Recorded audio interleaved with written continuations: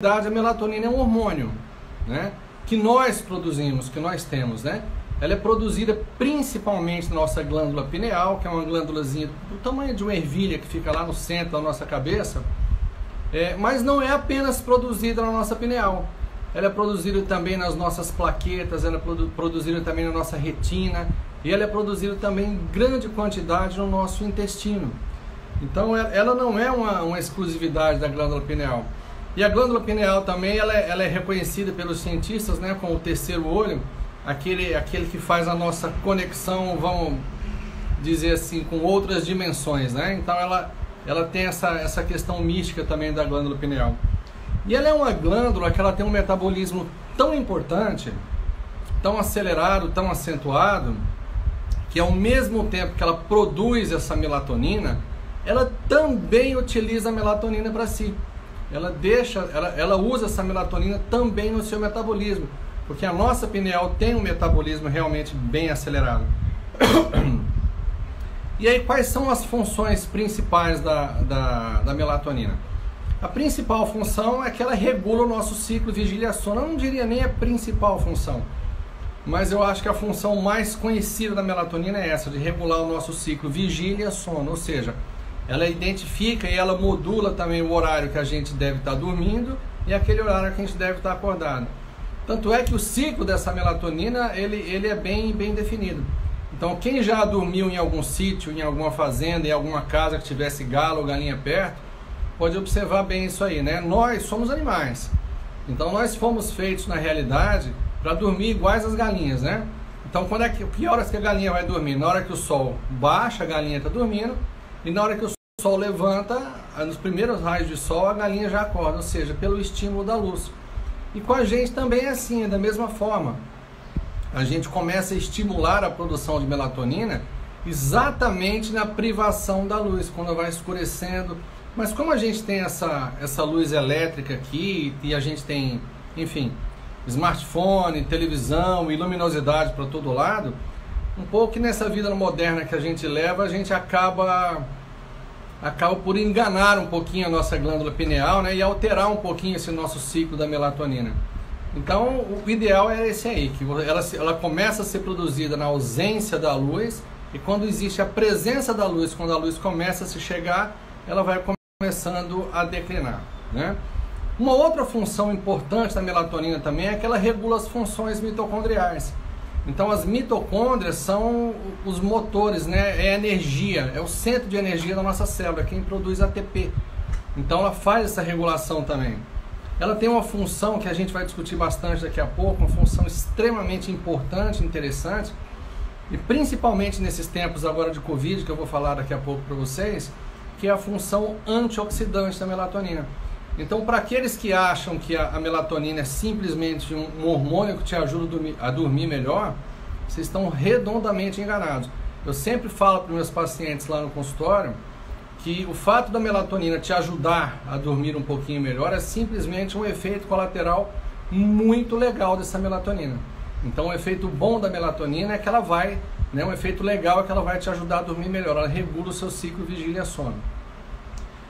Ela tem, mas um dos mais importantes na realidade é essa daí, né, de ser um antioxidante e de regular também os mecanismos de inflamação, que isso é o fundamental e é o tema principal que eu quero falar para vocês daqui a pouquinho. Então estamos discutindo coisas mais genéricas inicialmente, né?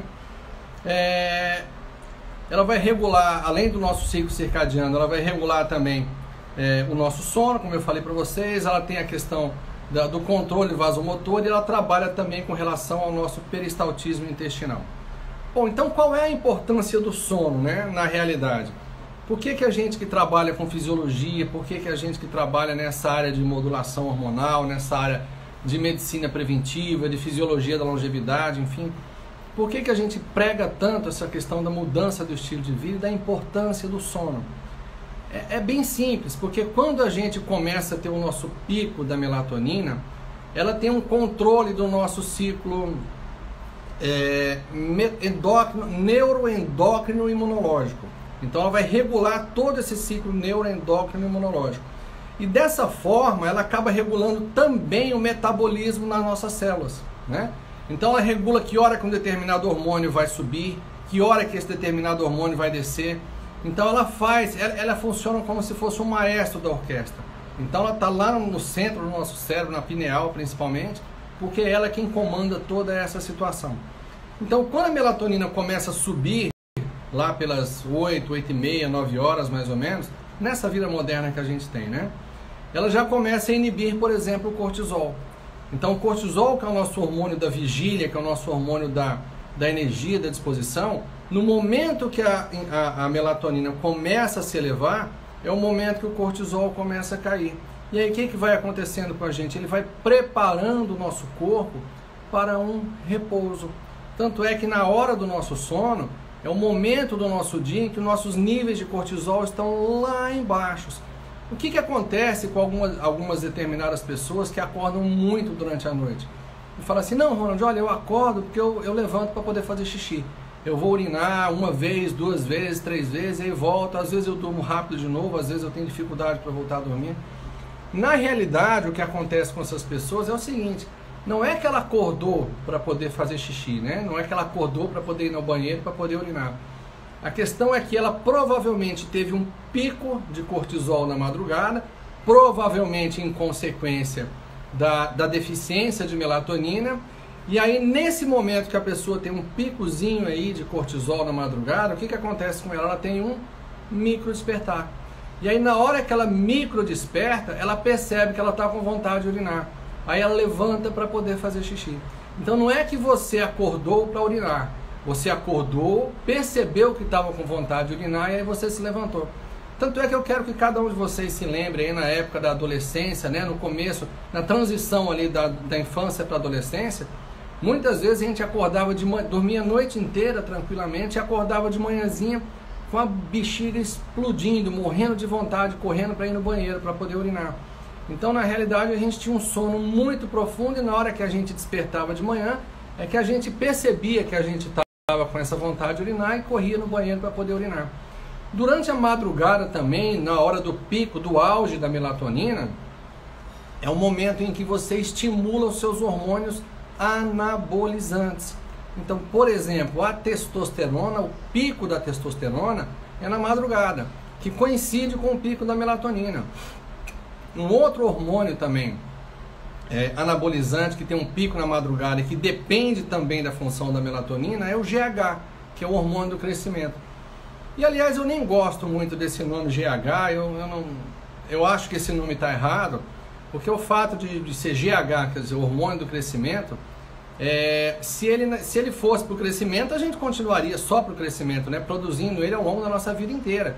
E a gente produz o GH, é claro que em quantidades muito pequenininhas, até na maturidade, na velhice mesmo, a gente continua produzindo GH. Mas na realidade, o nome correto, pelo menos no grupo que eu participo, né, no meu entendimento, o GH deveria se chamar hormônio de reparação. Porque o GH, sim, é aquele cara que identifica onde tem um dano no seu corpo e é enviado para lá para poder corrigir esse dano. Então ele é meio que aquele faz tudo. E ele é estimulado na madrugada. Por quê? Pelo pico da melatonina. Então no momento que a melatonina está elevada, ela sinaliza também que é o momento de você começar a liberar esse GH, que é o hormônio do crescimento. E aí uma outra questão também é o momento que a gente começa a fazer o nosso reparo celular. A nossa apoptose, por exemplo, que é a morte programada daquelas células aberrantes que poderiam se transformar em células indiferenciadas ou diferenciadas, ele acontece principalmente na hora do nosso repouso, na madrugada. É por isso também que muitos fisiculturistas, o pessoal da medicina esportiva, coloca da necessidade do sono para hipertrofia, ou seja, quem quer ter uma boa hipertrofia tem que dormir muito bem, tem que dormir uma determinada quantidade de horas. E o que acontece? Para que a gente consiga dormir bem, lembra que eu falei para vocês que a melatonina ela é estimulada pela ausência da luz, né? É o contrário, ela é estimulada pela presença da luz, onde ela sobe, e na ausência da luz, troquei as bolas aqui, vamos lá. Quando você cai a sua luminosidade, é que a melatonina começa a subir. Quando a luz aparece, a melatonina começa a descer, tá? Então, quando você for dormir, é muito importante que o seu quarto esteja num ambiente tranquilo, num ambiente totalmente escuro. Aí algumas pessoas falam assim, Ronald, olha, mas eu não consigo dormir num ambiente totalmente escuro, mas eu boto aquela máscarazinha aqui no meu olho e aquilo ali me protege e eu estou no escuro total. É um engano, porque a nossa pele também possui receptores para a luz, né? Então, se você não tiver totalmente no escuro, aqueles raios de luz ali, eles vão identificar que não é uma noite totalmente, e aí vão atrapalhar um pouquinho a liberação da sua melatonina, e que vai atrapalhar a qualidade do seu sono e, consequentemente, vai atrapalhar o seu reparo celular e todos aqueles outros benefícios que a melatonina poderia te proporcionar. Então, como é que a gente nasce com relação à melatonina? Recém-nascido praticamente não produz melatonina, né? O recém-nascido, a quantidade de melatonina dele é muito pequenininha, ele começa a produzir um pouquinho ali a partir dos 2 aninhos, 3 aninhos de idade, vai subindo um pouquinho, lá é por volta dos 5 anos de idade, ele já aumenta um pouquinho mais essa produção, 7, 8, 9, 10 aninhos ali para 11 anos de idade é o nosso auge da melatonina. E quando a gente entra no processo de puberdade, a nossa pineal começa a sofrer um quadro de uma calcificação muito leve. E você começa a declinar a sua produção de melatonina. De forma que aos 30 anos de idade, você produz quase que a mesma quantidade de melatonina do que um recém-nascido, que é praticamente nada, muito pouco. E aí é onde a gente começa o nosso processo também de envelhecimento, a partir dos 25 ou 30 anos de idade. Qual é o princípio da gente começar a repor a melatonina para aquelas pessoas que precisam, que necessitam? Não apenas laboratorialmente, que aqui no Brasil é um pouco difícil a gente dosar essa melatonina, seria uma dosagem salivar ou então através da urina e tudo mais, é um pouquinho mais complicado. Mas basta que você já apresente clinicamente necessidade de fazer essa reposição de melatonina. Por que a gente faz isso? Não para poder aproveitar apenas os benefícios que essa melatonina pode nos proporcionar, mas também, lembra que eu falei para vocês que a pineal, ao mesmo tempo que ela produz melatonina, ela também usa essa melatonina para si? Então, naquele momento que existe a necessidade de reposição de melatonina e o seu médico indica que você faça essa reposição de melatonina, você vai estar deixando ali a sua pineal descansando durante a madrugada. E aí você consegue prolongar a meia-vida dessa glândula pineal. E isso sim é um processo que colabora para um anti-envelhecimento da sua glândula pineal, que é uma glândula extremamente importante para a nossa saúde, para a nossa vida, né? Então isso é um dos princípios que a gente fala. Então vamos falar, vocês lembram que eu falei para vocês agora há pouco de uma das funções da melatonina, que uma das principais funções, que é a função antioxidante. Essa para mim talvez seja uma das funções mais importantes dela que proporciona ao nosso corpo. Então antes de falar o que é um antioxidante, eu preciso explicar para vocês, eu sei que aqui tem pessoas da área médica, da área não médica e tudo mais, então às vezes eu vou subir um pouquinho o nível da conversa, daqui a pouco eu caio um pouquinho, para que todos vocês possam ter uma compreensão. Fabiana está anotando todas as perguntas aqui e daqui a pouco a gente vai começar a responder os questionamentos de vocês, tá? Vão perguntando, que ela está anotando e eu estou deixando para a gente não perder o pique, não perder o time. Então o que é um radical livre? O radical livre é uma molécula dentro do nosso corpo que ela é instável. Então o que acontece? Vamos lembrar lá da época do segundo ano, da colegial, né? Do ensino segundo ano, a minha época chamava colegial, antigamente chamava científico e tudo mais, e hoje é ensino médio. Então no segundo ano para o terceiro ano, quando a gente estudava biologia, quando estudava química, então uma molécula, quando ela é estável, ela tem um número par de elétrons na última camada. E aí quando essa molécula perde um elétron na sua última camada, ela se torna uma molécula instável, ou seja, um radical livre, que é uma molécula extremamente danosa. E aí o que acontece? Muitas pessoas falam assim, não, eu vou tomar vitamina C, não que não seja importante, vou tomar vitamina E, eu vou tomar antioxidantes que ajuda para a minha saúde e tudo mais. Então vamos tomar como exemplo, por exemplo, a vitamina C, né? Então a vitamina C ela é um antioxidante. Então quando você está muito oxidado e você vai lá e toma uma vitamina C, o que a vitamina C faz? Ela pega um elétronzinho da última camada dela e doa para aquele radical livre. Aí aquele radical livre deixa de ser uma molécula instável para se tornar uma molécula estável e não danosa para a nossa saúde. Mas o que aconteceu com a vitamina C? A partir do momento que ela doou um elétron, ela passou a se tornar um outro Radical livre, exatamente. E aí quem é que vem socorrer a vitamina C? A vitamina E. Aí ela vem lá, doa um elétronzinho, estabiliza a vitamina C e ela vai embora. A vitamina E fica uma molécula instável novamente. E assim sucessivamente. Quem é que vai fechar essa conta? É uma substância que o nosso fígado produz chamada glutationa. Então é por isso que não é interessante que as pessoas fiquem tomando antioxidantes sem orientação médica durante um período muito prolongado, porque você acaba sobrecarregando o teu sistema tampão, tá? E aí eu falei para vocês que a melatonina é um excelente antioxidante. Aí você pode estar pensando do outro lado, mas qual é a vantagem da melatonina como sendo um antioxidante? A grande vantagem da melatonina, a principal vantagem da melatonina, é que é a única substância que consegue estabilizar um outro radical livre e até eliminar um radical livre sem se tornar um outro radical livre. E isso é de uma importância fundamental, porque dessa forma você não vai sobrecarregar o teu sistema tampão. E outra coisa, a melatonina também ajuda na produção de glutationa, que é o nosso sistema tampão. Isso é uma coisa importante. Por quê? De que forma que a melatonina faz isso?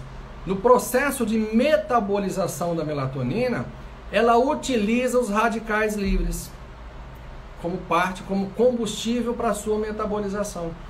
E aí, da mesma forma também que quando você tem um processo inflamatório, que você se inflama, que você produz uma quantidade maior de radicais livres, você também tem um feedback lá que você estimula a produção de melatonina. Mas se você tiver numa idade, principalmente a partir dos 30 anos de idade, onde a tua glândula pineal já tem uma certa calcificação e você não consegue produzir essa substância de uma forma natural, aí sim vem a indicação de você fazer reposição. Ronald, então vou lá, quando eu for viajar para os Estados Unidos, se bem que agora não está muito fácil a gente fazer isso, tanto pela pandemia como pelo preço do dólar, ou então vou pedir para alguém enviar de lá para mim e vou tomar uma melatonina. Não, gente, eu não estou dizendo isso. Por favor. O que eu estou dizendo é que vocês precisam de um acompanhamento médico, importante. Porque a melatonina, quando ela é tomada em doses erradas e quando ela é mal indicada, ela vai te atrapalhar muito também. Ela vai trazer alguns danos para você, que daqui a pouquinho a gente vai conversar a respeito disso. Então é esse ponto que eu queria falar bastante para vocês. E aí o que acontece com esses radicais livres, né? Quando você tem muito radical livre circulando dentro do seu corpo, esses radicais livres, além do dano direto que ele faz para as suas células, eles também vão estimular a produção de substâncias inflamatórias, de citocinas inflamatórias, que hoje tem se falado demais em consequência da Covid-19, né? Eu acho que todos vocês já ouviram falar aí que o que mata na realidade, um dos fatores que matam na Covid-19 é o que a gente chama de tempestade de citocinas inflamatórias. Quando você começa a produzir uma quantidade muito grande de substâncias inflamatórias e na realidade é por isso que ela dá aquela pneumonia bilateral, que não é comum por outras causas. Normalmente por outras causas virais ou bacterianas você costuma ter uma pneumonia unilateral. E aquele vidro fosco que ela provoca nos dois pulmões ali é pelo processo inflamatório maciço gerado em consequência. Já que a gente entrou nesse ponto aí, eu já vou adiantar e vou lembrar um pouquinho para quem não assistiu a live da semana passada de vitamina D, porque vamos deixar também, posso responder perguntas para vocês sobre vitamina D na sequência, né? Mas para quem não conseguiu atingir, porque eu tenho ouvido muito falar e visto aí na televisão, muita gente falar a respeito de vitamina D, algumas sociedades aí também falando, mas vitamina D não previne. Óbvio que não previne. Vitamina D não vai prevenir nada, não vai prevenir que você tenha Covid-19 de jeito nenhum. Mas ela vai modular o teu sistema autoimune. Porque quando o vírus entra lá dentro do teu corpo, o que ele provoca é uma reação de autoimunidade. Quando você não tem vitamina D suficiente, essa reação imunológica ao vírus, ela é exacerbada, ela é exagerada. E aí liberando uma quantidade de substâncias inflamatórias muito grandes que vai culminar nesse processo inflamatório dessa lesão pulmonar aguda que todo mundo está vendo, que está levando muita gente para a UTI. Mas não é só isso. Então o que a melatonina, a vitamina D faz, que na realidade não é uma vitamina, é um hormônio? Ela vai modular essa situação, ou seja, ela vai mandar aquela reação imunológica na quantidade correta, nem mais e nem menos do que aquilo que você precisa para combater aquele vírus ou combater aquele patógeno. Então isso é muito importante. Eu não vou entrar em mais detalhes a respeito disso, até porque eu já falei semana passada, e isso é um outro tema muito grande também a respeito da vitamina D.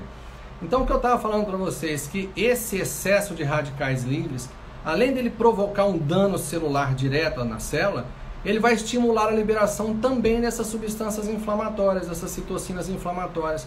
Interleucina 1, interleucina 2, interleucina 6, que é uma das mais importantes, interleucina 8, interleucina 12, o fator de necrose tumoral alfa, que é o famoso TNF-alfa, que vão acabar por estimular uma outra substância dentro da célula que vai alterar a questão do nosso DNA, que é o NF-kappa-beta, né?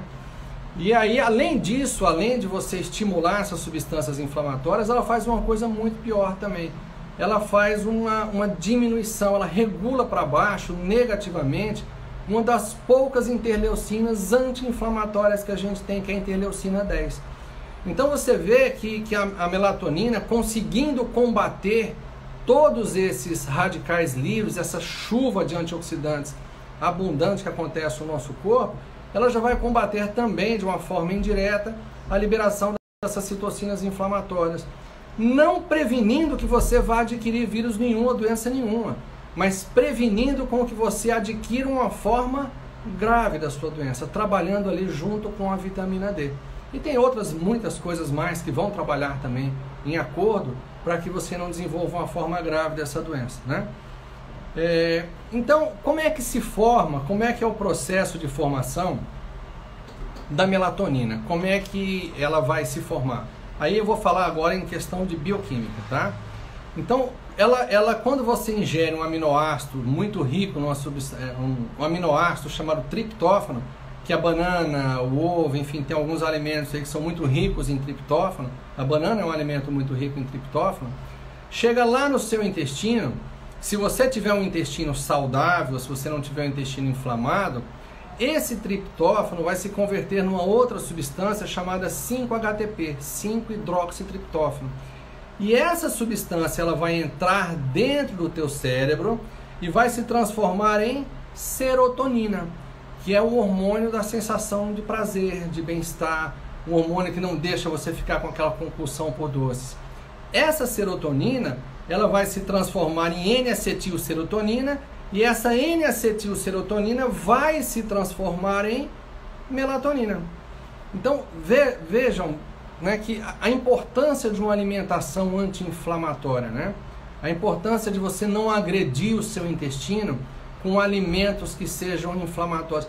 Eu não vou nem dizer alimentos que sejam inflamatórios, porque o nome para essas coisas aí não é nem alimento, são produtos alimentícios. Ronald, o que você chama de alimento? O que eu chamo de alimento é aquilo que você não precisa desembalar, tá? Aquilo que não tem rótulo, que não tem prazo de validade ali. Então a Fabiana até fala muito para os pacientes dela no consultório: por onde eu começo, doutora? Começa desembalando menos e descascando mais. Então a partir do momento que você começa a deixar de ingerir essas coisas industrializadas, você vai conseguir manter uma boa saúde intestinal. E por que é importante com que você mantenha essa sua saúde intestinal? Primeiro, para que você tenha níveis adequados de serotonina.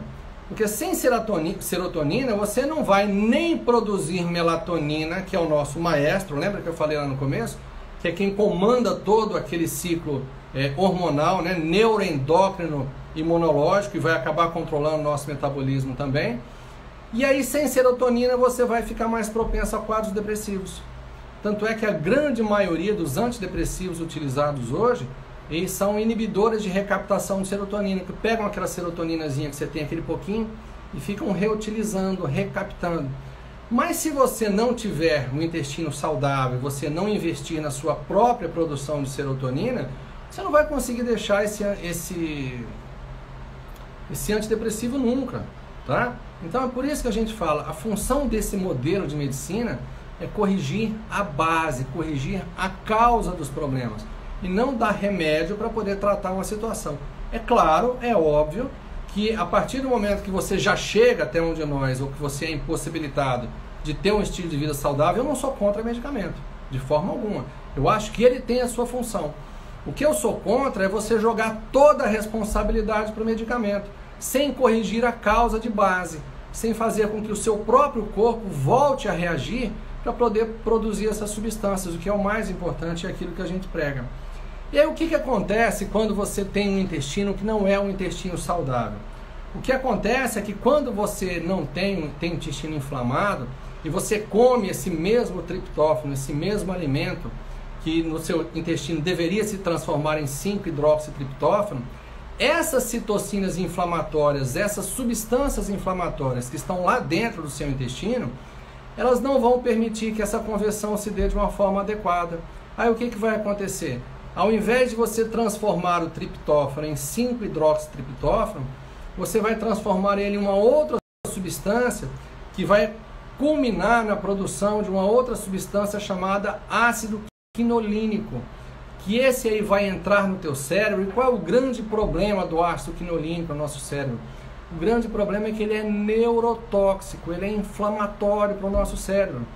Então olha que coisa curiosa, né? Ronald, se eu não tenho um intestino saudável, se eu não tenho uma alimentação saudável, eu vou ficar propenso a quadro depressivo, eu vou ficar propenso a compulsão alimentar, eu vou ter uma compulsão por comer doces, eu não vou produzir melatonina, se eu não produzir adequadamente melatonina, eu vou dormir mal, se eu dormir mal, eu vou aumentar meus níveis de cortisol, ou seja, meu hormônio catabólico, eu vou diminuir a minha produção de testosterona, eu vou aumentar meu nível de insulina. Gente, olha o tamanho da bagunça que isso provoca.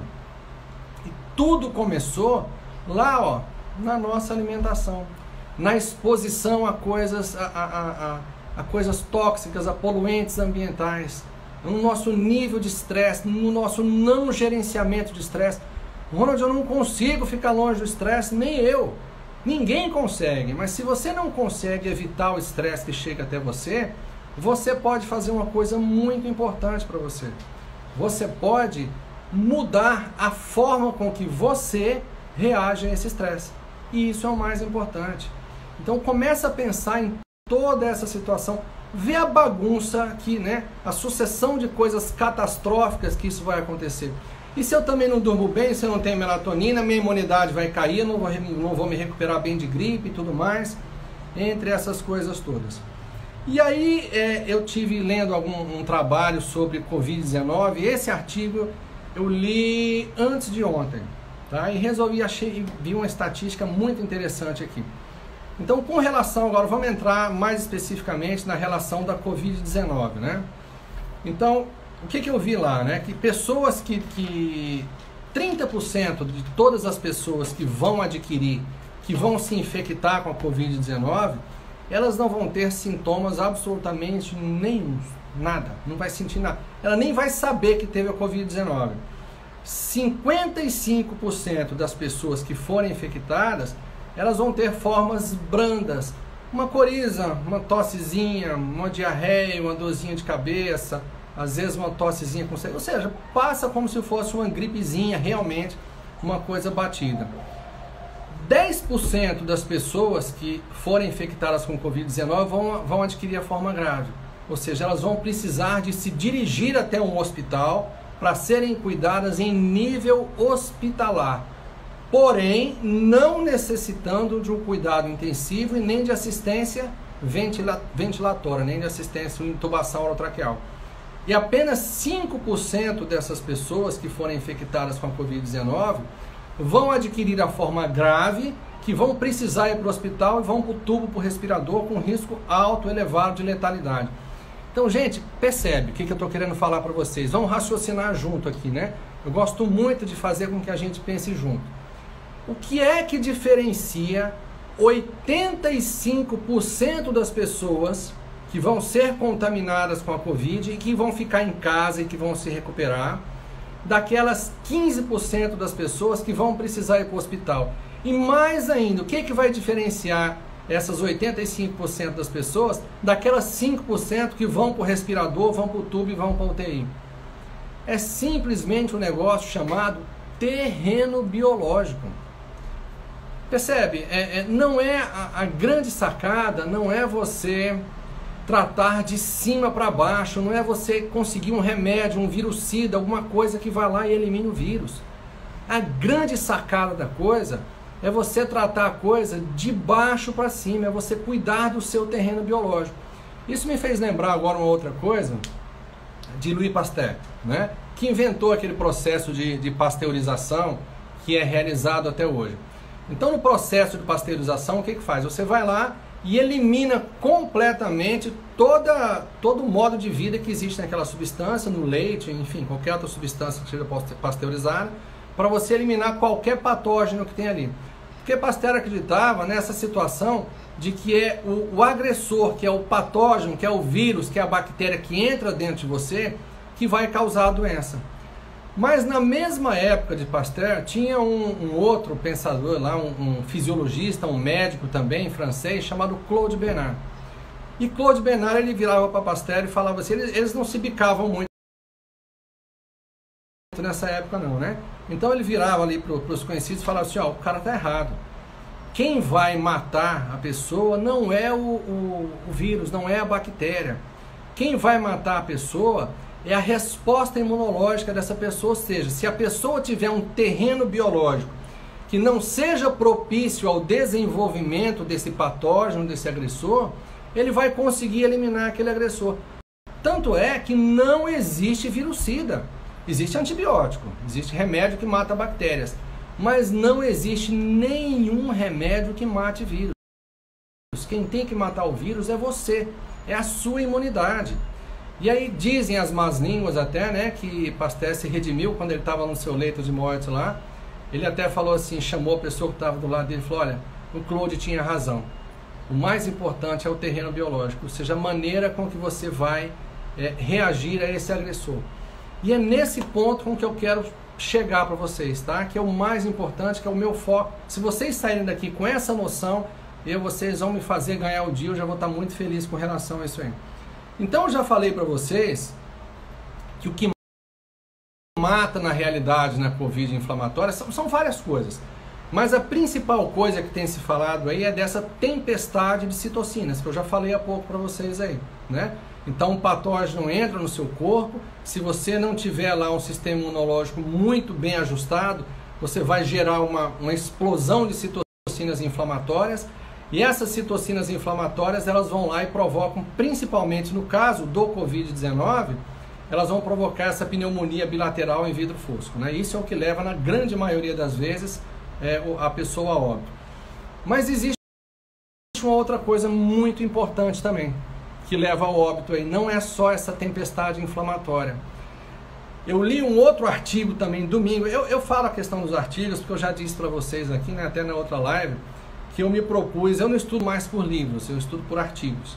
O livro, quando ele é produzido nos Estados Unidos lá, ele demora 2, 3 anos para ser produzido, e mais uns 2 ou 3 anos para chegar aqui no Brasil. Hoje a velocidade é até mais rápida, se você pegar em PDF e tudo mais.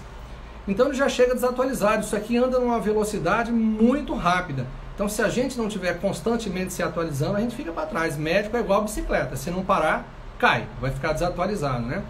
E eu li um artigo domingo passado, sábado ou domingo, não me lembro, se foi ontem ou antes de ontem, que falava de um outro efeito da Covid-19. É um vírus novo, então a gente está aprendendo muito com esse vírus. Então o que acontece? Um outro mecanismo também pelo qual esse vírus tem matado muita gente. O que acontece? Esse vírus, na realidade, ele é um parasita celular, né? Então ele entra lá dentro da célula, ele vai entrar, por exemplo, dentro de uma hemácia, e ele tem uma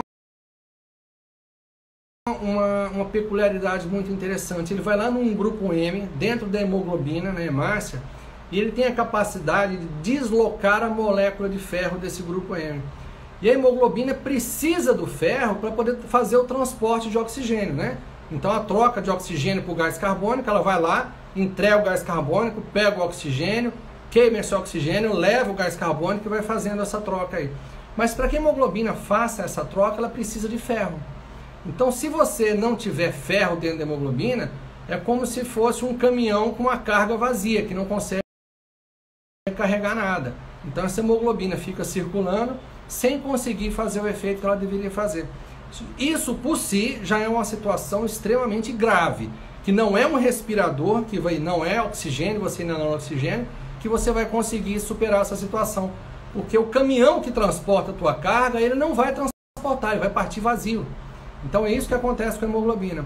E vamos, mais uma coisa não poderia ser ruim, nada é tão ruim que não possa piorar, né? E aí o que acontece? Quando esse ferro ele sai de dentro da hemoglobina, essa saída de uma forma muito rápida. Então você tem uma quantidade de ferro sendo jogada muito grande na sua corrente sanguínea, mas não dentro. Ele vai provocar uma quantidade muito grande de radicais livres, a formação de uma quantidade muito grande de radicais livres. E esses radicais livres, lembra que eu falei para vocês, provocam um dano celular muito importante, direto, e além de provocar esse dano celular direto na célula, eles vão também provocar o estímulo de interleucinas inflamatórias. Isso aí é que vai provocar. Então veja a quantidade de complicações. Não bastasse isso também, mais um fator que pode fazer piorar. Eu estava até assistindo uma live hoje do pessoal lá de onde foi? Do Einstein? Do Einstein de São Paulo, né? Do HC. É um trabalho que está fazendo em conjunto, o HC com o Einstein de São Paulo, uma live que eu assisti hoje, de um protocolo que eles estão fazendo lá, associando dose dobrada de anticoagulante para esses pacientes. Por quê? Porque todo o processo inflamatório agudo e acentuado, eles estimulam a cascata da coagulação. Então esses pacientes ficam hipercoaguláveis e acabam entrando num processo que a gente chama de CIVD, coagulação intravascular disseminada, nas extremidades. São microtrombos que estão começando a fazer oclusões arteriais nesses locais, não permitindo a oxigenação adequada. Olha, gente, a quantidade de coisas que esse vírus pode provocar, né? E a maneira com que as maneiras com que a gente pode se preparar para poder combater isso. Olha, o que eu vou falar para vocês agora é uma coisa extremamente séria. Eu não vou falar em dose, eu não vou falar em tratamento. Se alguém estiver querendo perguntar para mim, Ronald, quanto eu tomo de melatonina, meio, 1, 3, enfim, a quantidade, eu não posso responder, isso é uma coisa individualizada. Quanto eu tomo de vitamina D, também não posso responder para vocês aqui, isso é uma coisa individualizada. Mas eu quero que todos vocês agora prestem muita atenção naquilo que eu vou dizer agora, que isso faz toda a diferença, não só para esse momento de pandemia, mas para a sua vida inteira. Nesse momento de pandemia, a gente está vivendo uma guerra mundial. E a melhor maneira de você se preparar, de você entrar numa guerra, de você se preparar com a guerra, é você estar preparado para ela. A melhor estratégia para uma guerra é você estar preparado para ela. Então, se você está preparado para qualquer guerra, a chance de você se dar bem nessa situação é muito maior do que você ser pego de uma forma desprevenida durante um momento de guerra. E é isso que esse modelo de medicina vem pregando, gente, há tanto tempo. É por isso que a gente é tão chato com vocês, meus pacientes que estão me ouvindo aí sabem disso aí, eu, Fabiana, a gente fica pegando o pé, olhe, faça a sua reposição, tome o seu suplemento, vá dormir no horário correto, cuidado com a bebida alcoólica, cuidado com o alimento processado, para que você consiga modular a sua imunidade, para que você não seja pego de surpresa. Eu tive um insight interessante vendo essa live que eu falei para vocês, o pessoal da UTI do HC com a UTI do Einstein hoje, que eles falaram essa questão da coagulação intravascular disseminada, do poder trombogênico, né, que o Covid-19 tem. O ômega 3 que a gente faz, que faz parte dos nossos protocolos em altas doses, né, altas doses que eu digo é pelo menos 6 gramas ao dia. Eu não poderia nem estar falando isso aqui para vocês, mas isso aqui tem as suas indicações também, o mais concentrado, o menos concentrado, aquele que tem mais EPA, o outro que tem mais DH, enfim, cada um deles tem as suas indicações. Ele é altamente antiagregante plaquetário. Ele vai inibir o processo de coagulação exagerada e com isso aí vai evitar que você entre num quadro de evitar não, mas pelo menos aí diminuir a chance de você desencadear um quadro aí de coagulação intravascular. Então olha mais uma arma que a gente tem dentro do nosso arsenal. Quer uma outra arma que a gente tem para poder combater essa questão de antiagregação plaquetária? É o DEA. O DEA que a gente passa para alguns pacientes quando tem essa indicação, além dele ser o melhor, o mais potente neuroesteroide que a gente conhece, ele também é um excelente antiagregante plaquetário. Então olha a quantidade de arsenal daqui, né? Vocês já devem estar se identificando com tudo isso que eu estou falando. O DEA é interessante para isso, o ômega 3 é interessante para isso, A melatonina é interessante para tudo isso, para esse momento que a gente está vivendo. A vitamina D3, o hormônio D, na realidade, é interessante para isso. Eu fico tão chateado, gente, quando às vezes eu estou indo e voltando para o trabalho, que eu vou assistir alguns programas de entrevista no rádio. Um dia desse eu vi uma grande pessoa, né, falando aqui a respeito de vitamina 3 com desdém tão grande, chegando a falar que o problema dos negros terem pouca vitamina D é porque é uma mutação genética. Nada disso. A questão do negro é que a melanina, não a melatonina, a melanina que eles têm na pele funciona como um excelente filtro solar. E você tem uma menor conversão do 7-hidroxicolesterol na pré-vitamina D3. E aí é por isso que os negros precisam muitas vezes de 4, 5, 6, 7, 8 vezes mais sol do que as pessoas mais brancas, para poder fazer uma conversão mínima da forma inativa da forma ativa da vitamina D, tá? Então, será que muitas vezes, agora eu vou entrar numa outra questão daquilo que eu estava comentando com vocês, é muito fácil você ser convidado para um programa de entrevista ou no rádio, na televisão, e baseado na sua crença você falar assim, doutor fulano de tal, vitamina D, né, tem algum efeito, tal, a melatonina, ela tem alguma comprovação? Não, isso não tem comprovação científica, né? É muito fácil você falar isso. Será que não existe comprovação científica? Ou será que é o doutor que está falando isso, não sentou o bumbum dele na cadeira para procurar artigos também que vão de encontro à crença dele? Porque quando eu vou procurar um artigo para mim que vai de encontro àquilo que eu acredito, eu também vou procurar aqueles que falam o contrário daquilo que eu estou acreditando. Porque aí eu vou confrontar as duas situações e vou ver quem é que tem razão. Se eu não tiver, nesses momentos agora de pandemia, se eu não tiver um trabalho duplo cego, randomizado, placebo controlado, multicêntrico, enfim, um nível A de evidência aí, mas eu tenho uma evidência clínica de que determinada substância está fazendo um efeito positivo para evitar que pessoas morram, por que eu não vou usar uma substância dessa? Eu tenho que usar. Se eu entender da fisiologia, se eu entender da bioquímica, se eu souber que essa substância não tem um efeito colateral importante, por que eu não vou usar? Eu tenho que usar. A declaração de Helsinki diz isso, que o médico é obrigado a usar de todo o seu arsenal em benefício do seu paciente. É isso que a declaração de Helsinki diz. E eu acho que você não utilizar de substâncias que vêm mostrando um resultado interessante é até criminoso, né? E aí eu fui fazer uma pesquisa antes de vir aqui falar para vocês. Existe uma parte do Google que se dedica apenas a estudos científicos, a trabalhos científicos, a artigos científicos, que é o Google Escolar e também conhecido aqui como Google Acadêmico. Então, se vocês digitarem Google Acadêmico, vocês vão cair nessa página do Google que só tem artigo científico.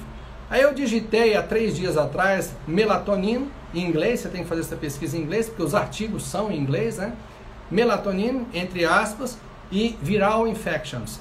Sabe quantos artigos? Se eu for hoje fazer essa mesma pesquisa, vai sair até mais do que isso, porque isso é renovado diariamente. Em 0,09 segundos, tiveram 25.900 citações sobre esse tema. Melatonina e infecções virais. Então, por favor, doutores, por favor, senhores, pessoas que são formadoras de opinião, nem que não sejam médicos, nutricionistas, pessoas da área de saúde ou até aqueles influenciadores, se vocês forem falar com determinada coisa ou determinada substância não tem comprovação científica, primeiro se certifique, estude, para poder não estar falando bobagem por aí, prejudicando muitas pessoas que acreditam em você, né? E aí eu achei um artigo muito interessante agora, do dia 20 de março, um artigo feito na China, que o título dele é o seguinte: Covid-19, melatonina como um potencial adjuvante no tratamento da Covid, no combate, no tratamento da Covid-19. Recente, do mês passado, dia 20 de março, esse artigo foi publicado, né? E esse artigo ele vai resumir os possíveis, os prováveis efeitos benéficos da melatonina na Covid-19. Por que eu não posso falar que é um efeito? Por que eu sou obrigado a falar que é um potencial, que é um provável? Porque eu não tenho um trabalho duplo cego, randomizado, placebo controlado, multicêntrico, relacionado ao Covid-19. Mas eu tenho artigos relacionados a outros coronavírus que não são o 19. A família de coronavírus é muito grande. E também outros tipos de vírus, né? O sincicial respiratório, o H1N1. Então eu tenho artigos já nesses mais antigos. Como o Covid-19 é uma coisa nova que a gente está aprendendo com ele ainda, o que eu posso dizer para vocês desse artigo, que esse artigo também vem dizendo, é a respeito dos potenciais benefícios. Até agora o que eu falei para vocês aqui foi de bioquímica, e eu vou continuar falando um pouquinho de fisiologia e de bioquímica. Então ele diz aqui, ó, com base nas características clínicas, patologia, patogênios, estudos respiratórios, o que acontece que vai provocar lesão pulmonar aguda e a síndrome da angústia respiratória aguda é justamente essa tempestade de citocinas inflamatórias que eu já acabei de falar para vocês, né? E a melatonina, como uma substância comprovadamente anti-inflamatória e antirradicais livres, ela já notoriamente conhecida, ela tem um potencial benefício com relação à Covid-19, um potencial benefício. Eu não estou falando que tem benefício, é um potencial benefício, até porque eu não posso afirmar isso pelo que eu já acabei de falar para vocês aqui. Ela é eficaz em pacientes críticos, né, em pacientes com doenças graves. Ela reduz a permeabilidade dos vasos, das artérias, e isso é um efeito benéfico, principalmente nesses quadros de Covid-19, porque onde é que ela vai atuar? Existe uma substância chamada fator de crescimento vascular endotelial, VEGF, que é uma sigla em inglês. E que ela vai provocar ali um extravasamento de líquido, de secreções ali, vai aumentar a permeabilidade dos vasos, principalmente em nível pulmonar, permitindo com que saiam muitas substâncias inflamatórias para atacar, para agredir aquele pulmão, né? E atrapalham, consequentemente, também a troca respiratória de oxigênio para o gás carbônico dentro do alvéolo pulmonar. E a melatonina, comprovadamente, ela consegue regular negativamente esse VEGF, esse fator de crescimento. Então isso já seria um potencial benefício da melatonina para essas pessoas que já em uso de melatonina, eventualmente venham a se infectar com o vírus da Covid-19. Dados consistentes mostram que a melatonina limita doenças relacionadas a vírus e também seriam provavelmente benéfico contra a Covid-19, sem falar do altíssimo, elevadíssimo perfil de segurança que a melatonina tem. Gente, não estou falando de um remédio, eu estou falando de uma substância que o nosso corpo produz, estou falando de uma substância endógena.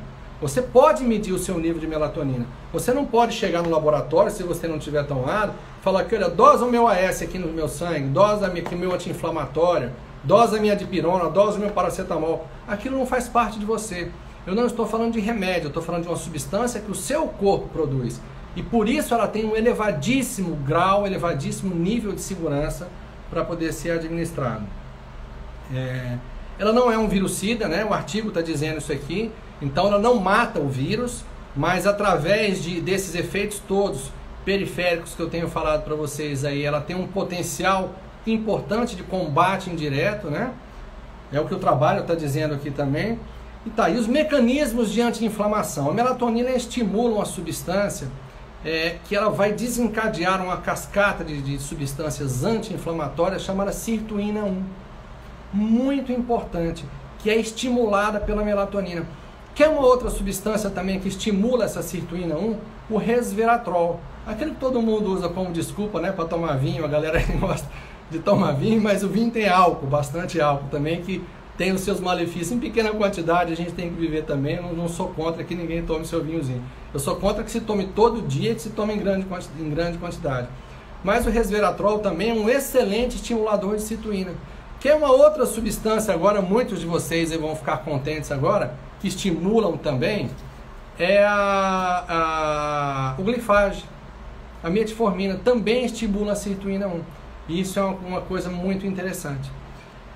Uma outra coisa também que a melatonina vai fazer uma regulação negativa, porque ela regula também as substâncias inflamatórias, é aquela substância dentro da célula que vai entrar no seu núcleo celular e provocar um dano ao seu DNA, que é o NF-kappa-beta, que isso aí já existe uma literatura muito robusta a respeito disso aí também. Uma outra coisa que essa melatonina vai fazer como eu já falei, uma meta-análise recente agora que foi publicada, um total de 22 estudos, artigos científicos, mostrando a redução significativa que a melatonina provoca no fator de necrose tumoral alfa e na interleucina 6. Então, tudo isso vai elencar a melatonina como um potencial coadjuvante no tratamento de uma eventual contaminação pelo Covid-19. E aquilo que eu falei para vocês, a melhor estratégia para uma guerra é você estar preparado para essa guerra. Quando ela te pega preparado é muito diferente, né? E ela bloqueia também uma outra coisa, ela bloqueia existe um outro inflamossoma chamado NLRP3, que ele estimula também a liberação de substâncias inflamatórias. Então a melatonina também tem a capacidade de regular negativamente, ela regula essa ativação, essa liberação do NLRP3. E tudo isso aí em conjunto, isso é o que está dizendo um artigo científico que eu estou trazendo para vocês aqui, publicado agora no dia 20 de março, falando a respeito dos potenciais benefícios da melatonina com relação ao Covid-19. Esse é o título desse artigo, tá? Se vocês quiserem, eu posso até disponibilizar para vocês depois aqui esse artigo. Me mandem um direct aí quando vocês quiserem, tá bom? Então, a conclusão, como é que o trabalho termina concluindo? Que os possíveis efeitos benéficos da melatonina, como um coadjuvante no Covid-19, na regulação da inflamação, antioxidação e resposta imune, foram repetidamente demonstrados em modelos de distúrbios respiratórios induzidos por infecções e complicações associadas. A melatonina tem um alto perfil de segurança.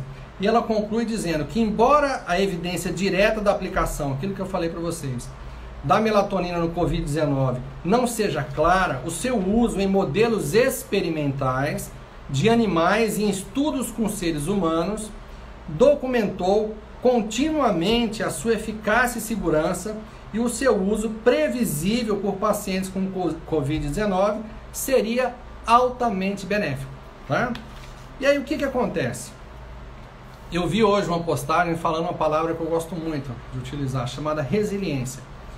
E ela dizia que resiliência é a capacidade que a gente tem de se recuperar de situações difíceis, de situações de crise, e a gente aprender com ela. Então eu tenho plena convicção que cada um de nós, eu, minha família, todos vocês que estão me vendo do outro lado aí, nós vamos sair dessa situação mais fortes ainda. Porque eu acredito plenamente, a minha crença me diz isso, que se a gente veio para esse mundo aqui, se a gente está nesse plano aqui, é porque boa coisa a gente não é. Então a lei da evolução, ela é obrigatória. Então você vai escolher se você vai evoluir pelo amor ou pela dor. Isso aí é uma questão indiscutível. Você está aqui para evoluir. Se você veio para cá, meu amigo, você não é boa coisa não. Você teria ficado como um anjinho lá no céu. Então se a gente veio para cá, é porque a gente precisa evoluir de alguma maneira, né?